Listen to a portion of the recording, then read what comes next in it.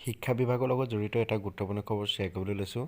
সেই গুৰুত্বপূৰ্ণ খবৰটো হৈছে যে নতুনকৈ টেটত অন্তৰ্ভুক্ত কৰিব মিচিং, কাৰ্বি, তিৱা, দেউৰী, ডিমাছাৰ দৰে খিলঞ্জীয়া জনজাতীয় মাতৃভাষা। ৰাষ্ট্ৰীয় শিক্ষা নীতি আধাৰত 2023 বৰ্ষৰ পৰা আৰম্ভ হ'বলগীয়া শিক্ষাবৰ্ষত জনজাতীয় মাতৃভাষাত পাঠদানৰ ব্যৱস্থা কৰা হ'ব বুলি ৰাজ্যৰ শিক্ষামন্ত্ৰী ডক্টৰ অনুজ পেগুডাঙে উল্লেখ কৰাৰ লগতে চৰকাৰে ভৱিষ্যতে টেট নিশ্চিত কৰিলে সেই টেটত বড়ো আৰু গাৰো ভাষাৰ দৰে মিচিং, কাৰ্বি, ৰাভা, তিৱা, দেউৰী, ডিমাছা আদি মাতৃভাষাত অন্তৰ্ভুক্ত কৰিব। এই মাতৃভাষা প্ৰাৰ্থীসকলে উল্লিখিত ভাষাসমূহ মাতৃভাষা 1 হিচাপে নথিভুক্ত কৰি টেটত অৱতীৰ্ণ হোৱাৰ ব্যৱস্থা কৰা হ'ব। গতিকে নতুনকৈ যিসকল প্ৰাৰ্থীয়ে টেট দিম বুলি ভাবি আছে তেওঁলোকৰ বাবে এইটো এটা গুৰুত্বপূৰ্ণ খবৰ যে নতুনকৈ এইকেইটা ভাষা উল্লেখ কৰা হ'ব। লগতে 2025 বৰ্ষৰ পৰা গাৰো মাতৃভাষা পাঠদান নৱম আৰু দশম শ্ৰেণীলৈকে উন্নীত কৰা হ'ব বুলি জনাইছে। গতিকে শিক্ষা বিভাগৰ লগত জড়িত এইকেইটা গুৰুত্বপূৰ্ণ খবৰ আপোনালোকৰ শ্বেয়াৰ কৰিলোঁ। ধন্যবাদ।